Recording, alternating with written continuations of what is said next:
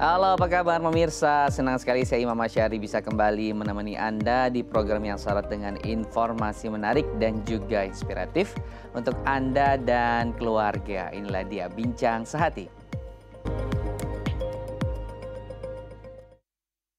Seperti yang kita tahu pemirsa Bincang Sehati, saat ini sudah banyak varian baru yang berasal dari beberapa negara yang sudah masuk di Indonesia. Nah, salah satunya adalah varian Alpha, Beta, dan juga Delta. Alpha yang berasal dari Inggris, Beta yang dari Afrika Selatan, dan Delta yang berasal dari India. Dan beberapa kemudian menyebutkan bahwa mereka varian-varian baru ini juga sudah bermutasi dengan mutasi lokal. Artinya ada beberapa hal yang harus kita waspadai dengan adanya varian ini. Tetapi juga banyak masyarakat kita kemudian yang merasa panik nih dan juga was-was dengan varian ini. Sehingga saat menjalani aktivitas sehari-harinya lebih parno dan juga lebih khawatir. Sekalipun memang sifat tersebut itu baik, tetapi ketika berlebihan juga harus kita waspadai. Nah, ini akan menjadi pembahasan kita di Bincang Sehati kali ini, cegah panik di masa pandemi COVID-19. Tapi sebelum saya masuk ke tema pembicaraan kita hari ini, saya akan berbagi fun fact seputar bagaimana meningkatkan imunitas tubuh selama pandemi COVID-19. Yuk kita belajar lagi ya, satu-satu ya. Fun fact-nya adalah berolahraga secara teratur. Mengapa kemudian olahraga ini sangat penting? Karena dengan olahraga ini akan meningkatkan sirkulasi sehingga memudahkan sel-sel imun kemudian berkembang dan juga bisa melawan infeksi. Nah, olahraga juga bisa membuat kita lebih happy dan hormon-hormon tersebut kemudian membantu menambah ketahanan tubuh kita. Aktivitas ini bisa dilakukan di pagi hari dengan cara misalnya jogging santai ataupun aktivitas kardio yang lain, ataupun bisa dilakukan di sore hari sepulang Anda bekerja. Berikutnya adalah minum air putih sebanyak mungkin. Karena kita tahu air putih juga salah satu minuman yang sehat, mengandung mineral, yang mineral juga baik untuk tubuh. Tapi selain itu dia juga membantu membawa sel-sel kekebalan tubuh yang nantinya akan membantu menyebarkan kekebalan tubuh sel-sel tersebut ke seluruh tubuh kita. Nah, biasakan mengkonsumsi kurang lebih 8 gelas sehari ya, dan jangan sampai kurang gitu. Bisa kemudian dimix dengan misalnya air putih ataupun tadi ya yang hangat maupun yang dingin gitu. Silahkan sesuai dengan selera masing-masing. Tapi usahakan 8 gelas sehari, jangan sampai ketinggalan ya pemirsa ya. Berikutnya adalah tidur yang cukup. Ternyata tidur yang cukup juga memberikan manfaat terhadap kekebalan tubuh. Karena ada sebuah penelitian yang mengungkapkan bahwa mereka yang kualitas tidurnya ataupun kuantitas tidurnya kurang, ini lebih rentan terhadap flu ataupun virus. Nah, ini bisa menjadi catatan kita saat menjalani aktivitas. Setidaknya di masa pandemi ini sebisa mungkin tidur tidak kurang dari 6 jam atau kalau bisa 8 jam sehari. Jam 10 tidur, jam 5 ataupun jam 6 bisa bangun gitu. Nah, itu sesuatu yang rutin yang sebisa mungkin selama pandemi kita pertahankan gaya hidup seperti itu. Berikutnya fun fact-nya adalah mengelola stres. Nah, stres juga harus dikelola nih, karena bukan hanya kesehatan fisik saja yang mengancam saat pandemi COVID-19, tapi ketika kesehatan mental kita tidak baik juga akan menyerang imunitas kita. Dan dengan kita kemudian bisa mengelola stres ini, imunitas juga akan lebih baik dan kita secara fisik juga akan terjaga. Fun fact berikutnya adalah mengkonsumsi makanan yang kaya vitamin C. Nah, ini sudah menjadi rahasia umum ya. Selama pandemi seperti sekarang ini, konsumsi vitamin C ini banyak sekali digandrungi oleh masyarakat. Baik yang bentuknya suplementasi ataupun tadi yang berasal dari makanan-makanan. Makanan-makanan seperti apa sih yang banyak vitamin C? Antara lain misalnya jambu biji, terus kiwi, lemon, leci, pepaya, stroberi, jeruk, dan juga tomat. Dan ada beberapa makanan lain yang khasiatnya memiliki vitamin C yang baik untuk tubuh kita. Nah, makanan ini sebisa mungkin rutin ya kita konsumsi setiap harinya sesuai dengan porsi isi piringku yang sudah disarankan oleh Kementerian Kesehatan. Nah, pemirsa, nanti kita akan bahas satu persatu ya fun fact tadi bersama dengan narasumber. Saya harus jeda dulu, kita akan kembali lagi usai jeda. Tetap bersama kami di Bincang Sehati.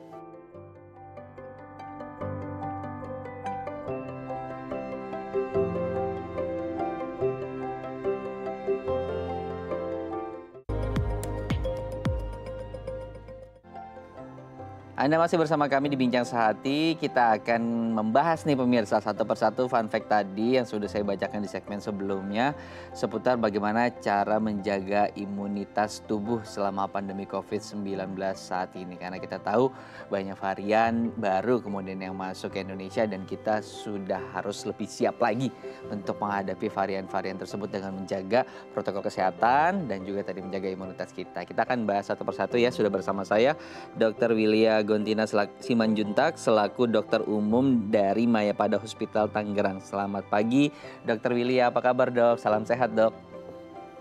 Selamat pagi Mas, ya salam sehat. Baik, dokter kita mau mengingatkan kembali masyarakat tentang tadi pentingnya imunitas tubuh kita lewat fun fact yang akan kita bahas satu persatu ya dok ya. Yang pertama berolahraga secara teratur. Apa sih kemudian manfaat dari olahraga ini sehingga dia tuh bisa membantu menambah atau menjaga kekebalan imunitas kita? Ya, baik dengan olahraga secara teratur Hmm, betul dapat meningkatkan imunitas kita karena pada saat berolahraga otot-otot kita berkontraksi. Nah, ketika otot kita berkontraksi, maka sirkulasi pembuluh darah kita dan sirkulasi hmm, kelenjar getah bening kita akan lancar. hmm. Dengan itu maka sistem kekebalan tubuh kita akan bersirkulasi dengan lancar sehingga dapat meningkatkan imun tubuh kita. Baik. Nah, ada olahraga apa aja dok yang disarankan yang baik diterapkan setiap hari oleh masyarakat nih untuk menjaga imunitas mereka? Oke, olahraga yang baik itu menurut WHO dilakukan 5 kali dalam seminggu dengan Hmm, minimal 30 menit ya. Nah, untuk jenis olahraganya harus sesuai usia nih Mas. hmm, Jadi, jika kita masih muda dapat melakukan olahraga dengan intensitas sedang dan tinggi seperti hmm, aerobik, bersepeda, hmm. kemudian melakukan running.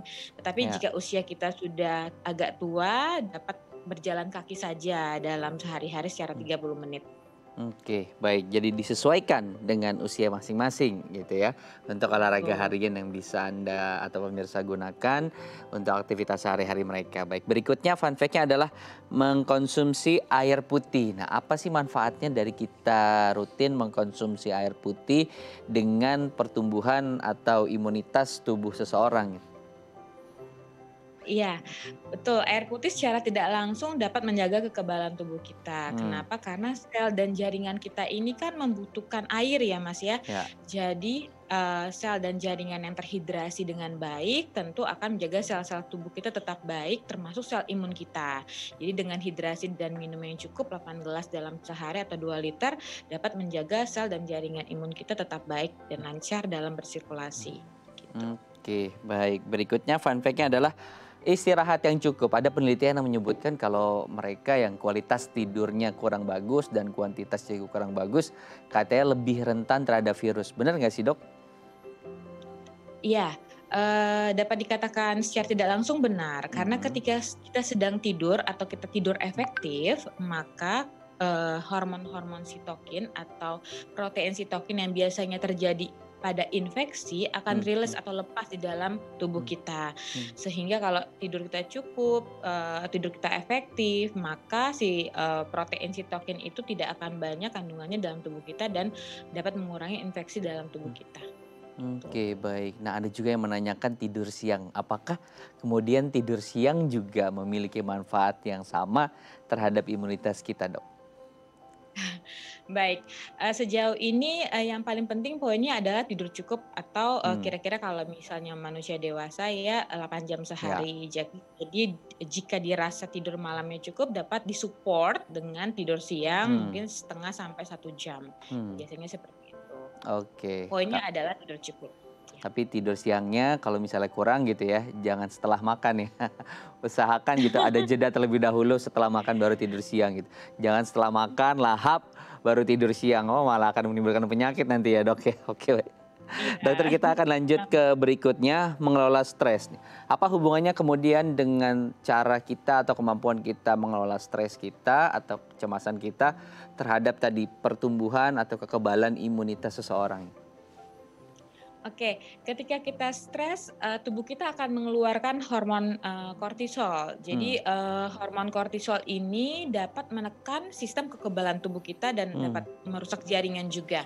Jadi dengan, stres yang berkepanjangan atau stres yang tidak dapat kita manage, maka akan secara tidak langsung dapat menekan sistem imun tubuh kita. Hmm.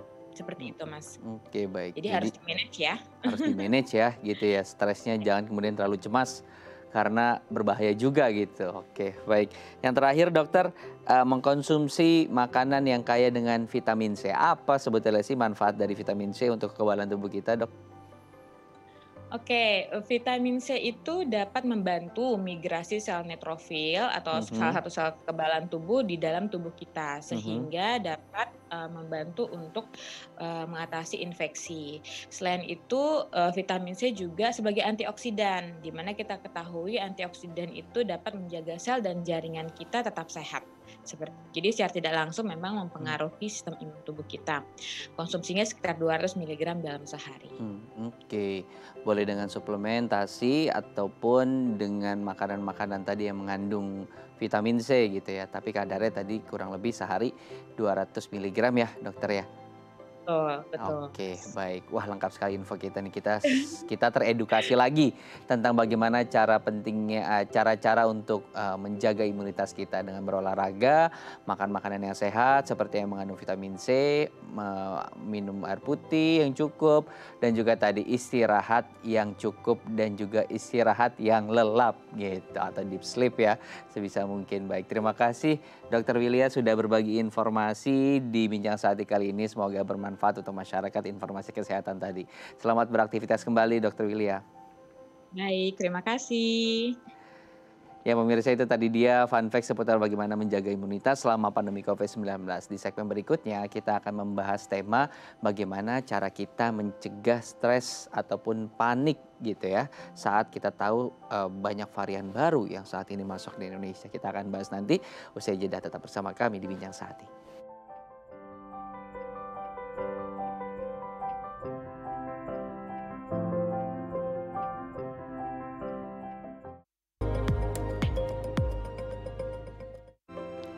Ya, terima kasih Anda masih bersama kami di Bincang Saatnya. Di segmen kali ini kita akan bahas yuk tema tentang bagaimana kita mencegah cemas ataupun panik di masa pandemi COVID-19 saat ini. Terlebih kita tahu banyak varian yang sekarang sudah ditemukan di Indonesia, di mana kita tahu tingkat mortalitas ataupun tingkat kesakitannya akan lebih tinggi jika dibandingkan dengan virus-virus atau mutasi-mutasi atau varian-varian yang ada sebelumnya.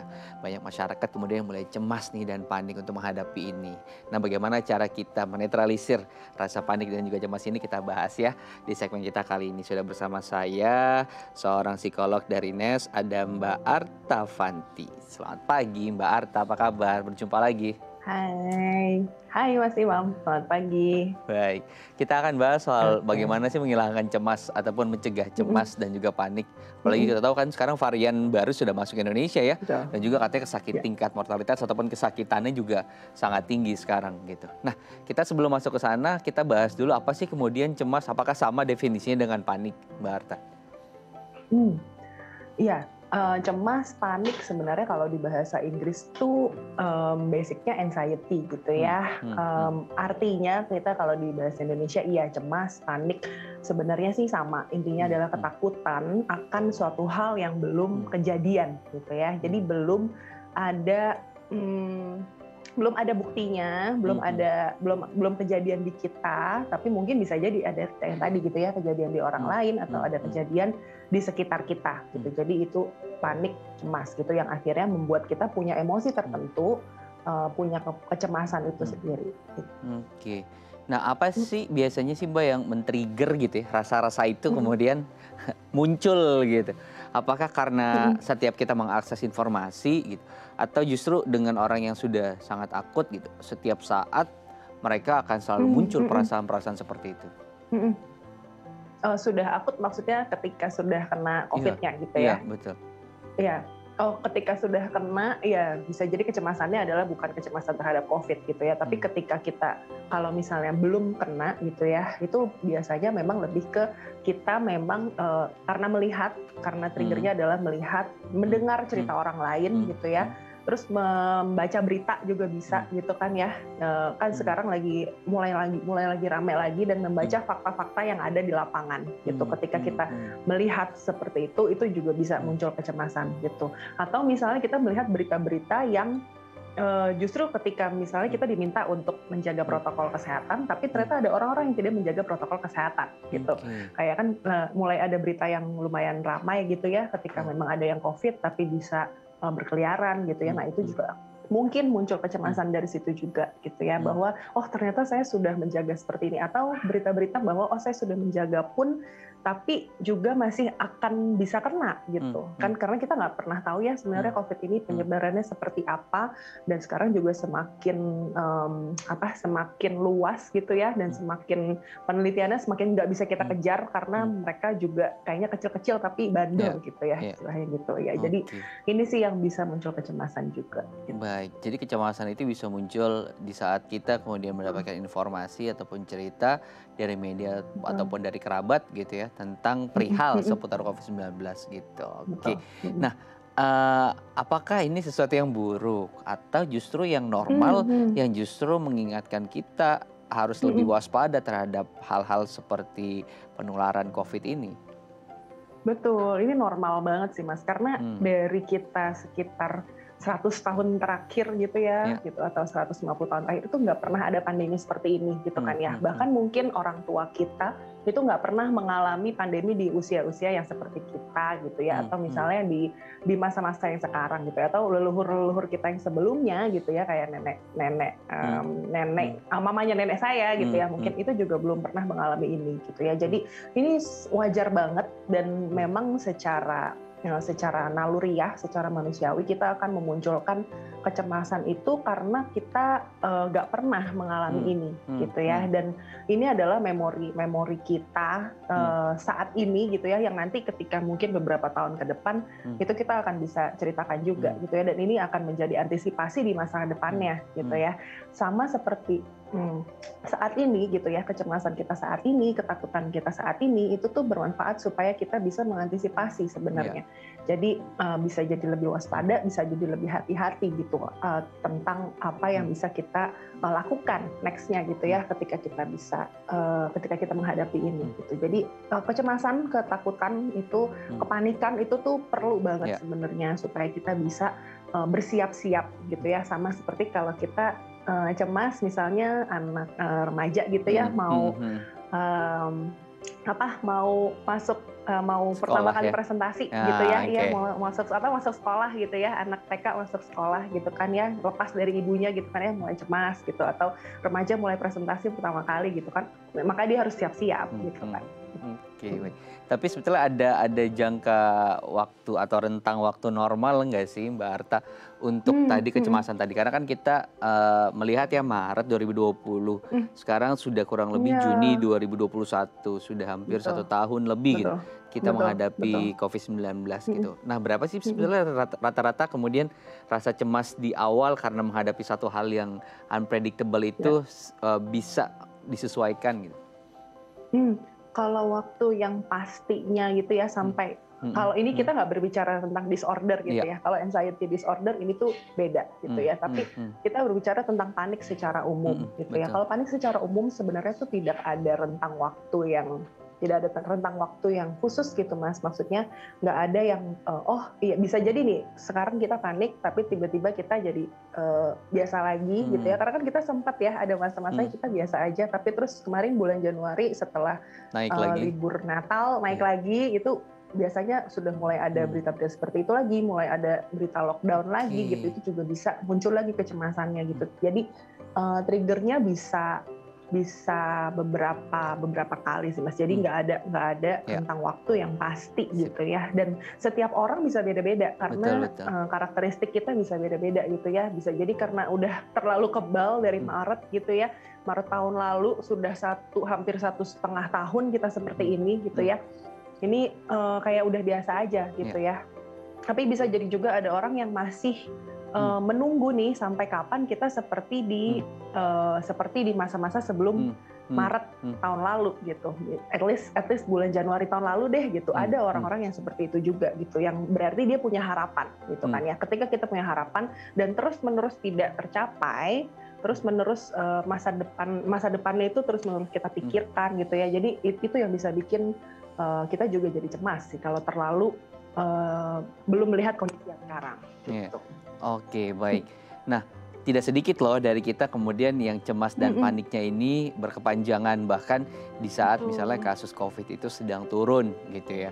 Nah, karena tahu misalnya ada virus di sekitar kita gitu. Nah, ketika mereka sudah memiliki kecemasan ataupun kepanikan yang berkepanjangan juga menimbulkan stres di diri mereka sendiri gitu. Apa kemudian bahayanya ketika situasinya sudah seperti itu, Mbak Arta? Ya. Bahayanya adalah biasanya kalau sudah terlalu kita terpapar dengan ketakutan dan kecemasan itu, yang perlu kita lakukan adalah kita identifikasi nih, setiap harinya kita tuh berfungsi dengan baik atau tidak.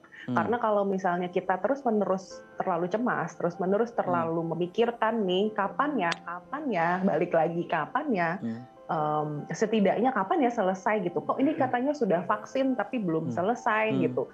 Kita terus-menerus memikirkan itu, akhirnya kita jadi terlalu overwhelmed, kita terlalu mikir terlalu banyak sampai akhirnya ketika kita berfungsi sehari-hari, entah itu pekerjaan kita atau misalnya hal-hal yang tanggung jawab kita gitu ya, misalnya kalau ibu-ibu memang mengurus anaknya gitu, menemani anaknya sekolah gitu ya, jadi makin merasa terbebani gitu, makin merasa bahwa ini kapan selesainya gitu kan, jadi makin stresnya ke sana gitu.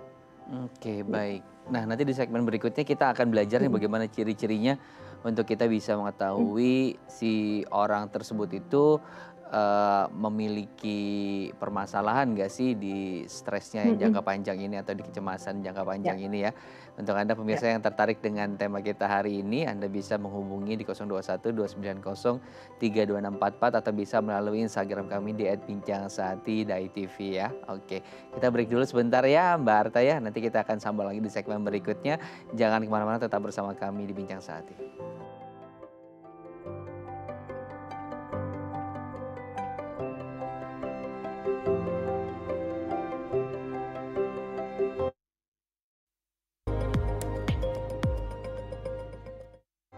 Baik, terima kasih Anda masih bersama kami di Bincang Sehati. Kita kembali akan melanjutkan perbincangan dengan tema bagaimana kita mewaspadai, cemas dan juga panik saat kita tahu di Indonesia saat ini virusnya juga sedang tinggi-tingginya, kasusnya sedang tinggi-tingginya dan varian baru juga banyak masuk ke Indonesia seperti yang saya sebutkan tadi. Nah, Mbak Arta tadi kan kita sudah bahas ya Mbak Arta di awal apa sih itu kemudian panik dan juga cemas dan ini sesuatu yang lumrah ya, yang biasa dan wajar terjadi. Tapi kemudian ada kondisi-kondisi di mana kita tahu itu terlalu berlebih, kecemasan berlebih dan panik berlebih. Nah, mungkin boleh dijelaskan lagi Mbak Arta bagaimana kita mengetahui ciri-ciri tersebut bahwa kita sudah dalam kondisi yang cemas dan juga paniknya ini berlebih loh gitu. Ya. Ketika kita bicara soal emosi gitu ya, ini adalah kondisi mental gitu ya Mas ya. Dan kondisi mental ini tuh nggak pernah jauh sebenarnya dari kondisi fisik kita. Jadi yang tadi ketika kita tidak berfungsi dengan baik, either itu adalah secara kognitif kita tidak bisa berpikir dengan jernih, yang pertama, atau secara fisik kita sudah mulai merasa bahwa mulai ada sesak nafas atau mulai berdebar atau tanpa sadar ketika mau vaksin nih terus ada tensinya tinggi gitu. Oke. Juga bisa ya. Itu kita melihat juga bahwa oh ternyata ada juga nih pengaruhnya ke kondisi fisik kita gitu. Kalau misalnya tadi yang kognitif itu lebih ke ketika kita mau bekerja itu berpikirnya tidak seperti biasanya. Misalnya tadinya kita bisa mengerjakan pekerjaan tuh sekian waktunya gitu ya, tapi tiba-tiba jadi lebih lama gitu. Itu juga bisa gitu. Jadi yang paling mudah biasanya kondisi fisik kayak tadi seperti yang sebelumnya kan kita sempat bahas ya bahwa tidur, olahraga itu kan memang berpengaruh gitu ya terhadap kesehatan tubuh kita dan kesehatan mental kita juga gitu. Nah, tidur ini juga bisa jadi bermasalah. Entah itu kita jadi lebih pengen banyak tidur, karena ada orang yang ketika cemas jadi lebih pengennya lebih banyak tidurnya. Jadi karena kecenderungan untuk menghindari bahwa kenyataannya memang di lingkungannya tuh seperti ini gitu. Atau malah menjadi sulit tidur karena ingin terus update. Ingin terus tahu gitu kondisinya seperti apa gitu. Apalagi ketika kita awal-awal tuh ya, awal bulan Maret gitu kan, itu kan juga saya termasuk tuh Mas yang ngecekin terus nih, ini berapa sih satu hari gitu. Itu termasuk saya seperti itu tuh waktu awal-awal tuh itu juga muncul tuh kecemasan seperti itu gitu. Nah, itu kan mulai tidak sehat ya, karena yang dilihat jadi berita itu terus gitu. Jadi menunggu terus gitu. Baik. Jadi secara fisik juga ada, secara kognitif juga ada gitu ya, yang kemudian ini bisa menjadi acuan kita. Nah, ketika kita sudah tahu atau sudah bisa melakukan identifikasi secara dini lah bahwa kita mengalami sepertinya stres ataupun panik dan cemas yang berlebih nih, apa sih yang bisa kita lakukan, Mbak Arta? Apakah setiap orang berbeda-beda atau ada acuan secara umum yang bisa kita terapkan sama-sama nih secara general? Ya. Menarik Mas pertanyaannya, karena yang pertama adalah kita perlu dulu untuk menyadari. Jadi menyadari bahwa, mengakui dan menyadari bahwa saya cemas nih, karena saya mulai merasa lingkungan saya terganggu gitu. Saya mudah marah, tadi secara emosi juga bisa ya Mas ya. Jadi bukan cuma soal paniknya, tapi tidak bisa berfungsi juga karena kita jadi bisa mudah marah gitu. Mudah marah menghadapi hal-hal yang tadinya tuh kecil gitu ya, yang bukan hal-hal yang besar, tapi tiba-tiba jadi besar banget gitu. Terus tadi yang secara kognitif dan secara fisik gitu ya, itu kita perlu dulu untuk mengakui. Karena biasanya kita perlu mengakui dan menyadari gitu ya. Biasanya kita tuh terbiasa nih. Jadi kecenderungannya adalah ya udahlah emang udah kayak gini, emang kondisinya tuh kayak gini gitu ya. Jadi akhirnya tuh jadi tidak mau mencari solusinya gitu ya. Jadi yang pertama adalah kita perlu dulu untuk menyadari, memahami bahwa kondisi ini adalah normal adanya gitu. Apalagi yang tadi gitu ya, kita nggak pernah mengalami kondisi ini sebelumnya gitu ya. Jadi ya ini memang akan berat gitu untuk kita semua gitu. Jadi ini adalah hal yang wajar, hal yang umum. So what's next gitu? Apa yang selanjutnya perlu kita lakukan? Nah itu sih ada beberapa hal yang sebenarnya bisa kita lakukan selanjutnya gitu ya. Setelah kita menyadari dan sadar, mengakui dulu bahwa kita memang cemas gitu. Baik. Wah, itu dia tadi beberapa cara umum yang bisa kita lakukan ya. Tapi yang terutama adalah kita harus bisa identifikasi dulu kondisi kita saat ini gitu. Kalau kita sudah bisa melakukan identifikasi dini dan kita sudah tahu bagaimana cara menyelesaikannya, sedikitnya atau setidaknya bisa kemudian meredakan rasa cemas ataupun panik. Tapi nanti juga akan muncul ya dengan sendirinya ketika situasinya semakin memburuk ataupun berbeda gitu. Baik. Nah, Mbak Arta, kita akan bacakan beberapa DM Instagram nih, pertanyaan masyarakat yang sudah masuk ke @bincangsaati.tv. Ada dari @kartika_90. Saya seorang ibu yang kini menemani anak sekolah di kelas 3 secara online. Sebenarnya saya sangat lelah dan merasa anak saya malah semakin malas.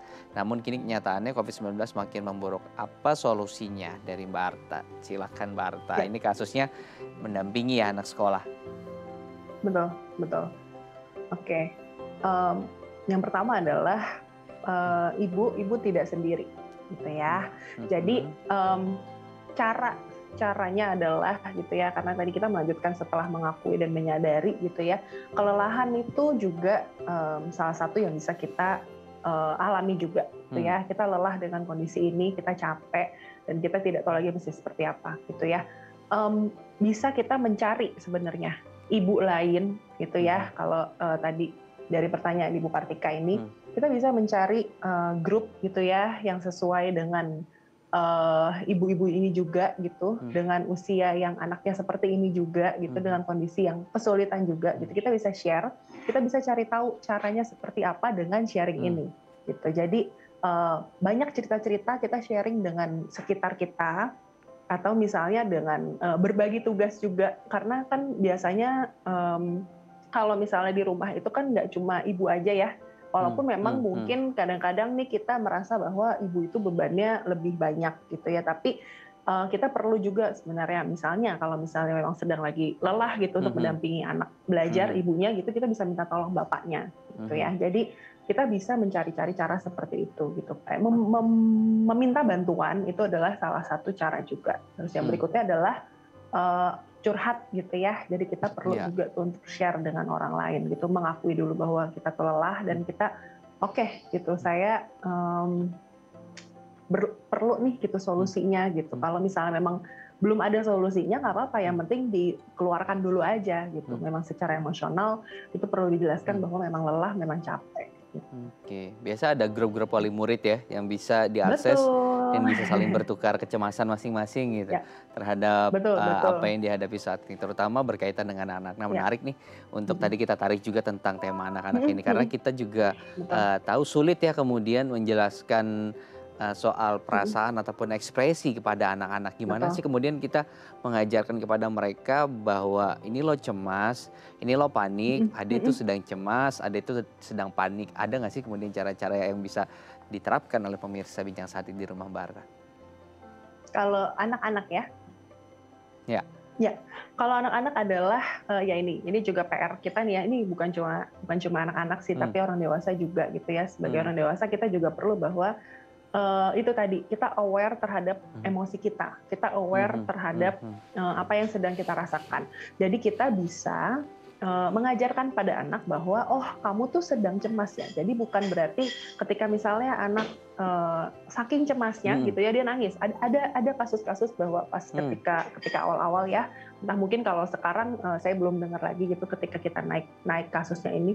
Tapi ketika awal-awal ada anak yang memang ketakutan. Ada virus ya. Ketika virus itu bisa begini, bisa begitu kan kita ceritakan ke anak gitu ya. Tapi ketika misalnya memang dia terpaksa untuk keluar misalnya walaupun terbatas di mobil gitu ya. Itu ada anak yang memang ketakutan sampai benar-benar memikirkan gitu. Ini sebenarnya virusnya seperti apa dan seperti apa. Akhirnya dia jadi pakai masker sampai benar-benar ditutup dan sebagainya gitu. Nah, ini perlu kita encourage emosinya dia bahwa kamu lagi cemas ya, kamu lagi panik ya gitu. Tapi bukan berarti kita ya udah nggak usah panik, nggak usah cemas gitu. Itu nggak bisa gitu kan ya. Sama seperti ketika anak menangis, kita kayak kalau kita paksakan untuk kamu jangan nangis itu kan agak susah ya gitu.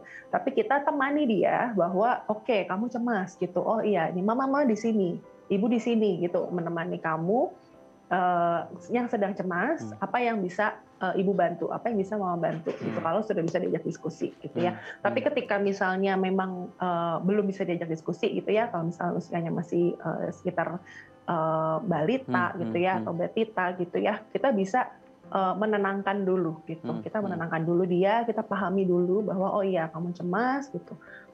Gitu ya. Jadi kita yang pasti kita tidak mengignore bahwa emosi itu tidak ada gitu. Baik. Gitu. Jadi selama ini terkadang kita suka salah ya. Ketika menangis kemudian jangan nangis gitu. Padahal sebetulnya bahasa verbalnya ataupun responnya tidak seperti itu yang harus kita berikan sebagai orang tua. Baik. Tapi identifikasinya untuk tahu anak kita sedang cemas itu sama nggak sih seperti yang tadi dijelaskan untuk orang-orang dewasa, Mbak Arta? Ya umumnya sih mirip sih ya Mas ya. Tapi biasanya kalau anak itu lebih bisa jadi lebih ekstrim karena tadinya dia diam saja, bisa jadi dia bisa jadi lebih aktif misalnya. Atau misalnya ketika kebalikannya, ketika dia tadinya aktif banget, dia bisa jadi diam aja gitu. Itu juga bisa gitu. Nah, kita perlu identifikasi dan tanya tadi ya, gitu, sebenarnya apa yang sedang dia rasakan gitu. Apa yang sedang dia pikirkan gitu ya. Apakah memang benar-benar karena pandemi ini, apakah karena dia tidak bisa bertemu dengan teman-temannya, karena kan lumayan pressure ya Mas ya, lumayan tertekan juga ya ketika kita nggak bisa ketemu sama apalagi anak-anak gitu ya, kita aja nggak bisa gitu ya, nggak ketemu sama teman-teman kita. Iya ya gitu, kayak kita aja nggak bisa ketemu sama teman-teman kita tuh udah berat banget gitu ya. Nah apalagi anak-anak ini yang harusnya dia lari sana lari sini gitu kan ya, harusnya dia beraktivitas ke sana kemari gitu dan bertemu dengan teman-temannya lebih enak gitu. Nah itu kan juga perlu kita sadari nih, adakah perubahan-perubahan yang cukup ekstrim gitu di mereka gitu. Bisa jadi juga emosinya gitu ya, bisa tiba-tiba nangis atau bisa tiba-tiba marah gitu. Nah itu perlu kita lihat juga. Oke, baik. Kita akan buka lagi nih pertanyaan Mbak Arta dari Instagram @bijangsati.tv. Saya akan bacakan lagi ya Mbak Arta ya. Dari @risnawati. Mbak Arta, selama pandemi ini saya meminimalisir kepanikan saya terhadap berita seputar COVID-19 dengan mengisi hobi bercocok tanam. Karena saya termasuk orang yang overthinking. Apakah pengalihan seperti ini adalah sesuatu hal ataupun cara yang tepat? Silakan Mbak Arta. Betul, tepat banget. Selama memang kita eh, yang pasti selama memang kita punya source-nya ya, punya kemampuannya untuk memang kita punya hobi-hobi seperti ini gitu. Ini benar banget. Jadi salah satunya adalah dengan kita mencari hobi dan benar kepanikan terhadap berita itu bisa kita atasi juga dengan kita tuh memilih dan memilah membaca berita misalnya 1 atau 2 saja gitu dalam satu hari gitu. Itu juga bisa gitu ya. Nah, bercocok tanam, mencari hobi baru gitu ya.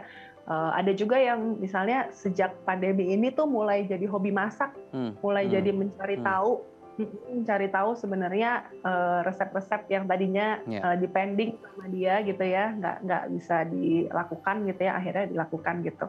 Bercocok tanam, kembali ada misalnya yang jadi olahraga ketika sambil berjemur gitu ya, intinya kembali ke alam itu juga bisa sih. Jadi lebih enak kondisinya gitu ya, juga bisa gitu. Makan makanan yang sehat gitu ya, karena kan bisa jadi itu ada beberapa juga jadi diet gitu ya.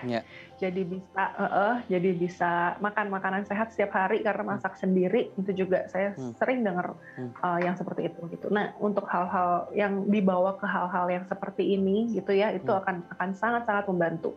Kenapa? Karena berarti kita bisa sedikit banyak hidup di masa yang saat ini gitu.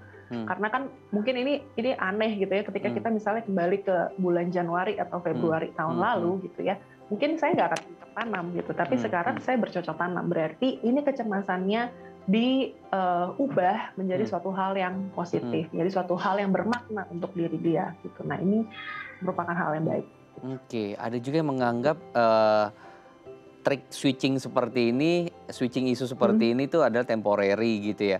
Bener nggak sih? Atau karena kan akan habis dengan sendirinya gitu. Misalnya seberapa lama orang kemudian bertahan dengan masak, seberapa lama bertahan dengan hobinya bercocok tanam gitu yang sebelumnya memang belum pernah dilakukan di luar pandemi. Bener nggak sih Mbak? Betul. Kalau misalnya untuk saat ini itu sedang efektif dilakukan, itu kenapa enggak gitu sih Mas. Jadi kenapa tidak kita mindful dulu, kita be mindful, kita berada di saat ini di posisi kita yang di bulan Juni ini gitu ya, di Juni 2001 yang beda jauh banget dengan di bulan Januari 2020 gitu ya. Tidak ada salahnya kita berada dulu di saat itu gitu ya. Dan kita kenapa ini penting gitu ya, karena ini meminimalisir kita untuk kita menghadapi apalagi yang nggak pernah kita tahu ke depan. Karena kan yang namanya ketidakpastian itu kan akan selalu ada ya Mas ya gitu. Jadi entah itu nanti ke depannya kasusnya seperti apa.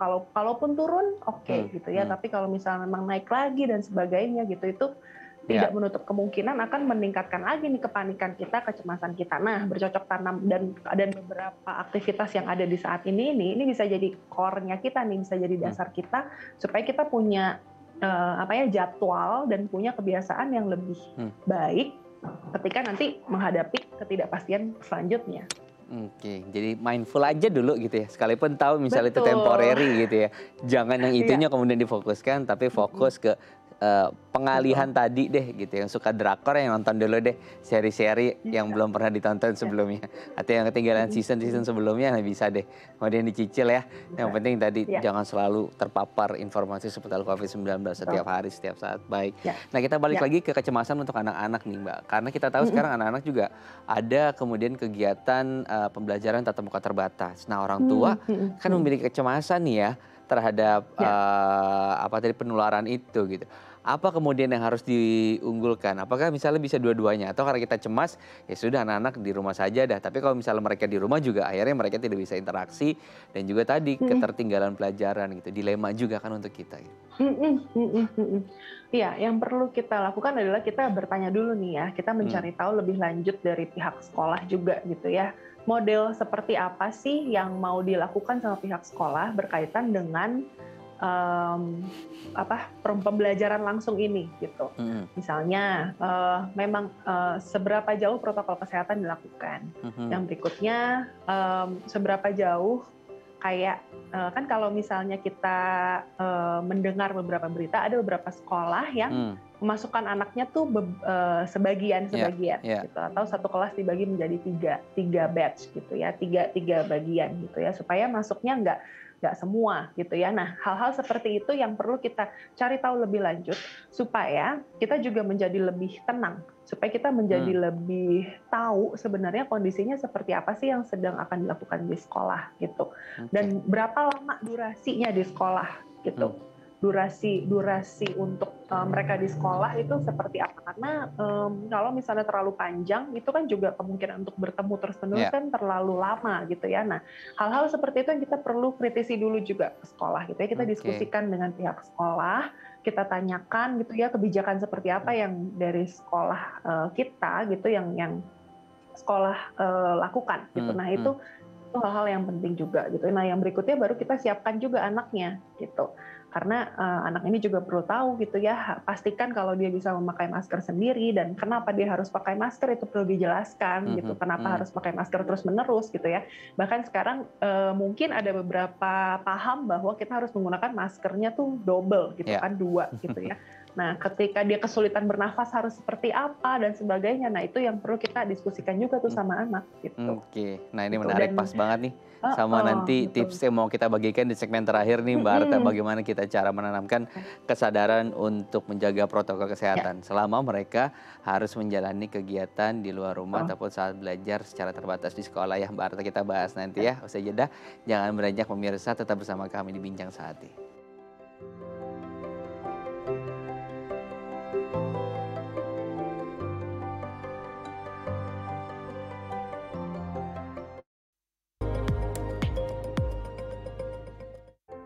Terima kasih Anda masih bersama kami di Bincang Sehati. Di segmen terakhir kita akan berbagi tips bagaimana kita mengajarkan kepada anak-anak untuk mereka bisa patuh protokol kesehatan. Apalagi anak-anak kan harus menjalani aktivitas di luar ya. Terutama mereka yang harus menjalani kegiatan belajar tatap muka di sekolah secara terbatas. Nah Mbak Arta, kita akan bahas tipsnya satu persatu ya. Yang pertama kita harus memberikan contoh. Nah seberapa penting kemudian si orang tua ini harus menjadi contoh bagi anak mereka untuk taat protokol kesehatan.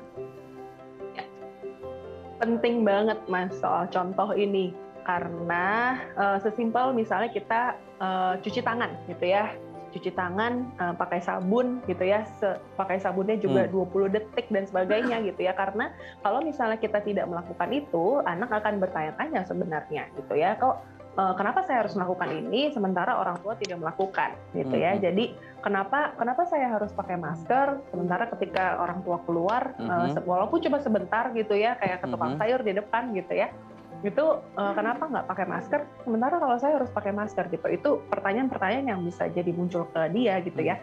Dan ini sebenarnya perilaku ini kan meningkatkan penekanan bahwa kondisi ini tuh tidak aman gitu. Jadi kondisi ini tuh memang keperluannya adalah seperti itu gitu. Jadi supaya anak-anak tuh bisa mendapatkan afirmasi lebih firm sih, lebih kuat bahwa ternyata memang kondisi ini tuh seperti ini dan harus diatasi dengan cuci tangan, pakai masker, menjaga jarak gitu. Itu tetap perlu gitu.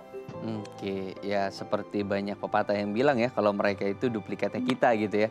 Kalau kitanya aja nggak prokes, ya otomatis berarti anak-anak juga nggak akan prokes gitu. Baik, kemudian menggunakan masker yang bergambar ataupun bermotif ataupun berwarna sesuai dengan karakter kartun ataupun animasi yang mereka suka. Nah, ini pengaruh banget nggak sih kemudian dengan anak-anak bisa taat terhadap protokol kesehatan mereka? Betul. Untuk beberapa anak jelas pengaruh Mas, tapi kita nggak bisa samakan pasti ke setiap anak gitu ya. Ada yang memang pasti digambar gitu ya, dan dia suka gitu ya. Ada anak yang lagi suka misalnya Thomas gitu ya, Thomas and Friends gitu ya. Bisa tuh kita jahitkan juga gitu ya. Tapi pastikan memang itu triplay gitu ya. Jadi memang benar-benar aman gitu ya, karena kan pokoknya menyangkutkan dengan hal yang fun, hal yang membahagiakan untuk mereka gitu, itu akan menjadi lebih enak gitu. Misalnya cuci tangan juga sambil nyanyi gitu, bisa tuh Mas. Jadi kan bisa tuh ya kita sambil cari-cari lagu gitu ya. Memang nih mamanya akhirnya ibunya atau ayahnya gitu jadi perlu agak sedikit-sedikit mencari-cari lagu atau jadi ngarang-ngarang sendiri gitu ya lagu-lagu gitu. Tapi beberapa anak juga secara auditori itu lebih masuk, lebih happy ketika misalnya dia bisa diajak nyanyi-nyanyi gitu. Ada juga yang tadi visual secara gambar dan itu relate gitu ya, itu berkaitan dengan diri dia. Kayak tadi warnanya dia suka, misalnya yang suka warna pink, warna biru gitu ya, itu juga bisa. Daripada harus ngitung tadi ya 20 second, nah lebih baik nyanyi gitu ya. Durasinya dengan nyanyi gitu, biar anak juga tahu, oh kalau misalnya lagunya udah habis, berarti udah selesai. Tapi kalau misalnya belum habis, berarti belum boleh selesai cuci tangannya gitu. Oke, baik. Bisa. Nah, berikutnya adalah kita buat permainan agar kemudian anak-anak disiplin untuk jaga jarak. Nah, mungkin permainan kayak gimana ya yang bisa kita terapkan nih Mbak Arta untuk mengajarkan anak-anak supaya mereka paham tentang jaga jarak tuh apa sih? Oke.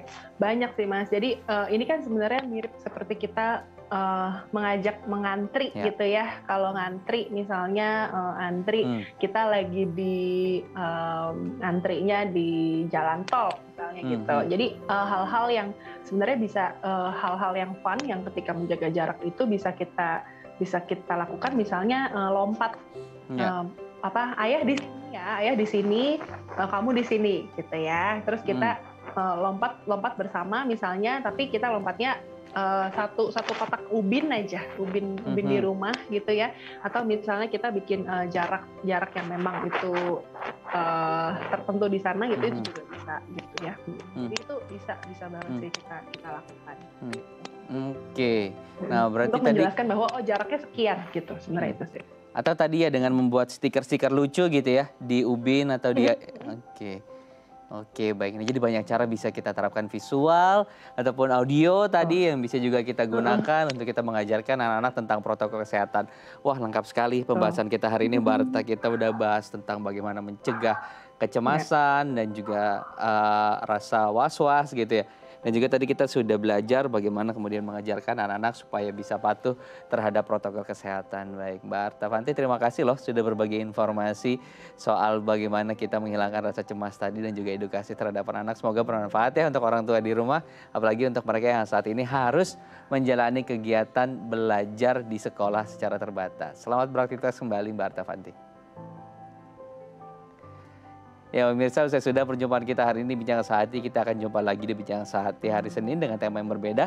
Saya Imam Asyari, pamit undur diri. Terima kasih, sampai jumpa.